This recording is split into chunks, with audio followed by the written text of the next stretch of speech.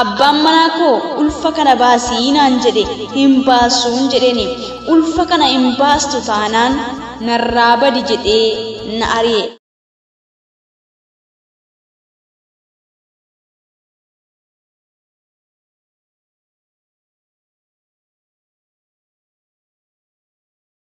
Yaa shamarka fuunee akkam jirtu nagaa keessanii hordoftoonni Saaroon Entertainment biyya keessaa fi biyya alaanis nagaadha waaqayyoof haa galatu. Guyyaarraa kan ammoo jechuudha viidiyoodhaan isiniif deebi'ee dhufee jira jechuudha. Egaa viidiyoo kanarraa waa tokko ni hubattu yookiis immoo hedduu kan gara nama nyaatuuf kun waan qaamatti jirudha jechuudha. Hedduu garaana nyaattee maqaan koo Boontuu Daggafaan jedhama. Wallagga Lixaa Gajii ganda lalisaa Tibbeettan dhaladhe. Anis akkuma nama tokkotti haadha koo fi abbaa koorraan uumame. Haati koo fi abbaan koo walii galtee waan hin qabneef utuu mucaa ta'ee jiru wal hiikani. Haadhi koo qofaa ishee jiraachuun sababa dadhabdeef nama gara biraatti walii galtee gaa'ila dhaabbatte. Akkuma kana abbaan koos nama biraa wajjin gaa'ila dhaabbatte. Miidhaa hedduutu ana irra ga'e. Mana abbaa koo fi haadha manaa isaa akka hojjechuuttan jiraachuu eegale. Haati manaa abbaa koo orma waan taateef baay'ee nan jaallattu. Yeroo hundumaa utuu ani hin balleessin balleessiteetta jettee abbaa koo na reebsisti. Jiraachuun natti ulfaatee nyaannis natti hadhaa'e. Mana abbaa koo keessattis garba ta'ee cinqirfamuu guddaanis narra ga'e. Utuma kanaan jiru mana haadha buddeenaa koo jiraachuun natti ulfaannaa mana akaakayyuu koottan baqadhee mana isaa jiraachuun eegale. Hireebsa fuudha. Mana akaakayyuu koo immoo isa caalutu ta'e. Akaakayyuun koo yeroo hundumaa machaa'ee galee nu jeeqa. Nu arrabsa, nu reebaa. Ani dargaggummaa kootti barachuu utuun qabu rakkina hedduu keessumsiisee rakkina hedduu wajjinis wal'aansoo wal qabee waliinan dhiphataa ture. Utuma mana akaakayyuu koo jiru mucaan tokko gaaffii jaalala naaf dhiyeesse. Sin fuudhaa naan jedhe. Anis rakkinaan marfamee sababii hin jiruuf filannoo tokkollee waan hin qabneef itti heerumuu murteesse. Na fudhatee biyya biraa na geesse. Ani nan boqodhanse garuu jireenyichi faallaa ture. Akkuma na fudhateen booda mucaan koo isheen hangafaa garaatti na hafte. Akka aadaa biyya keenyaatti immoo utuu millaashii hin dhaqin ulfaa'uun qaanii waan ta'eef abbaan manaa koo ulfa kana baasii naan jedhe hin baasuun jedheni ulfa kana hin baastu taanaan narraa badi jedhee na ari'e. Anis ulfa kootiin mana haadha koo fi abbaa buddeenaa koo bira dhaqe. Mucaa koo ishee hangafaa yeroon jedhamtu achittan da'e. Abbaan koo akka abbaa manaa maleen da'e dhaga'e.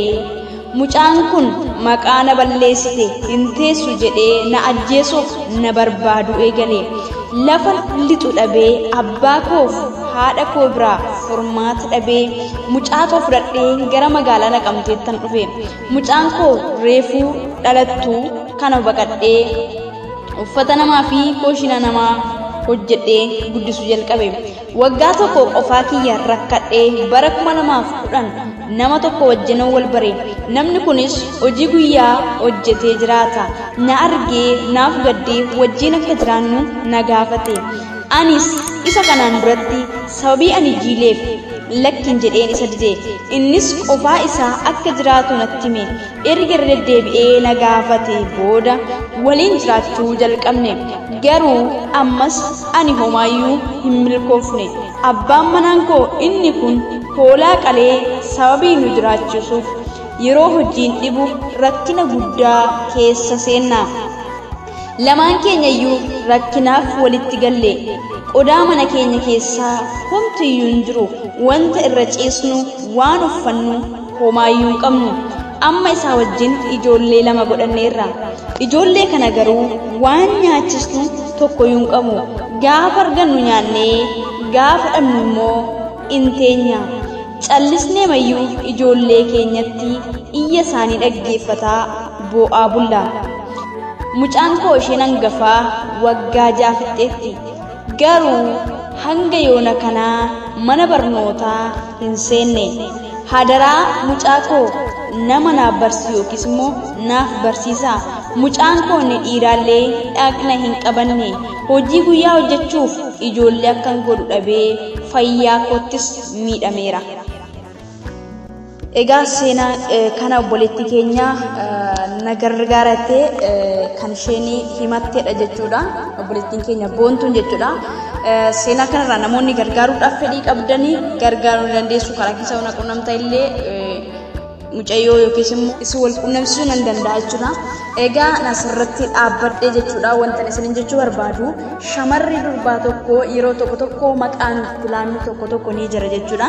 Namni jaallatee rakkina hamaa fi badisa hamaatti hin kufu, namni jaallatee kiyyoo hamaa keessan seenu, namni jaallatee lafa hiriyaasaa ga'uu hin dadhabu jechuudha. Kiyyoo fi haala jireenyaa wanta inni keessa deddeebi'u sanaan madaalame namni fagootti eegamuuf fagoo ga'a jedhame yeroo baay'ee sakaalameetti kan inni hafu jechuudha. Sababa ani kana jechuu danda'eef immoo obboleettiin keenya kun haadha ishee fi abbaa isheerraa akka nama tokkoottidha kan isheen uumamte yookiis immoo kan isheen argamte jechuudha. Sababa haatiif abbaa walii galtee dhaban irraa kan ka'e immoo gargar bittinnaa'anii haatis abbaa manaa biraa abbaanis haadha manaa biraa fuudhee mucaan kun garuu gidduutti rakkattee rakkina sanayyuu dandamachuu dadhabdee mana akaakayyuutti galtee mana akaakayyuu irraa dabartee immoo dhaqxee nama biraatti himte namni biraa sun immoo erga ulfaataatu ulfa baasee hin baastu jedhamte.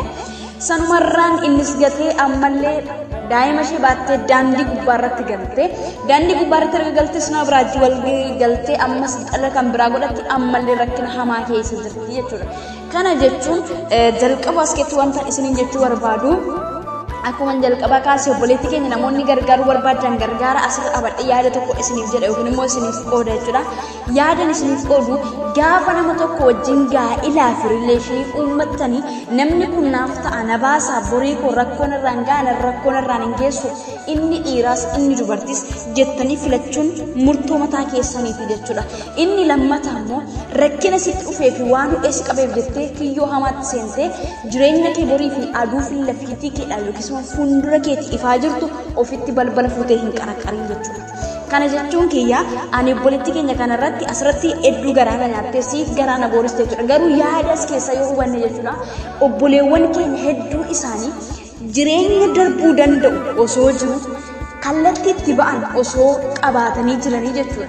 Waan xiqqeef isaan hudhee isaan qabee isaan ukkaamsee rakkiseef jecha dabarsanii rakkina hamaatti of kennu jechuudha. Keessaan ba'a jechuutti dhidhimaa fi waan keessaan baane qililee boolla gadi fagootti keessa gadi fadhu jechuudha. Kana jechuun kiyya obboloonni keenya gaafa rakkoon tokko si mudatee fiidee dhaqxanii kiyyoo biraatti hin seenaa jechuudha. Mana akaakayyuu ishee keessa gaafa jiraattu kana keessatti otoma arrabsamaa reebamaa jiraattee kaayyoo tokkotti yookiis immoo itti fuftee jiraatteetti ta'e yookiis immoo ajandaa mataa ishee uummattee karoora mataa ishee uummattee sadarkaa dargummaatti erga dhufe namni tokko hin yaada hin karoorsa ajandaa baafataati osoo baafattee jijjiiramteetti jijjiirama guddaa jijjiiramuu dandeessi seenaa sana iyyuu haaressee dhalootaaf qooduu dandeessi.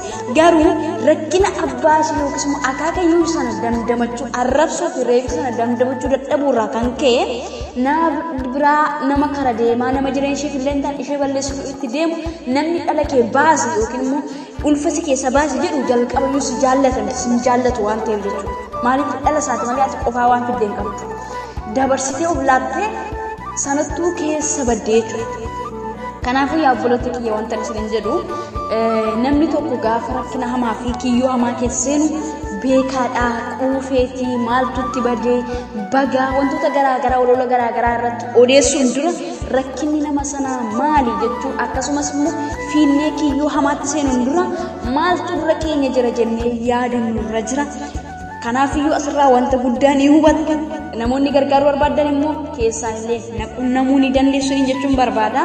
Egaa obboleettii keenya kana namni isin laaffise yookiis immoo namni gargaaraa jettanii gargaaruu ni dandeessu jechuudha. Namni keessa namummaan isinitti dhaga'ame jechuudha.